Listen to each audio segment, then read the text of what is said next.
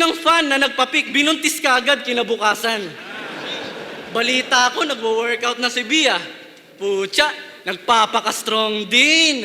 Pagkatapos daw mga anak, diretso sa Gold's Gym. Paano ba gumagana yung pagsasama nyo?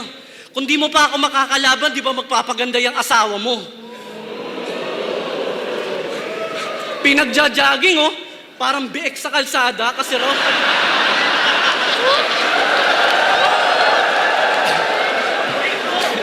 Pinagja-jogging, oh, parang biek sa kalsada kasi raw yung leeg ang taba na. Habang nagpapadede ng bata, pinagbe-bench press sa kama. Pinilit mong paimpisin. Pagkatapos buntisin. Ngayon yung stretch marks niya parang alaala ng laban nila ni Wolverine.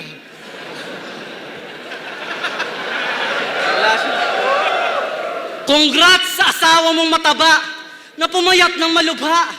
Ang nakaligtaan mo lang walang gym para sa mukha. Yan yung mga type ni Sinyo. Yung mga di ko type. Di bali ng pangit basta may peace of mind. Mindset ba? Mindset. Senyorito ka. So sa relasyon nyo, alam na kung sinong DJ. Pag pinagtabi yung misis mo, saka GF ko, alam na kung sinong PA. Kung sa bagay, pag maganda yung syota mo, mapapapikit ka lang pag magpapabili na siya.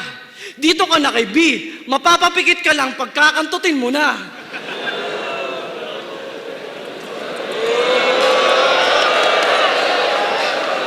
Nag-propose ako kay B para habang buhay akong may katulong at karamay. Ulol, baka nag-propose ka kasi ipapatulpo ka ng tatay.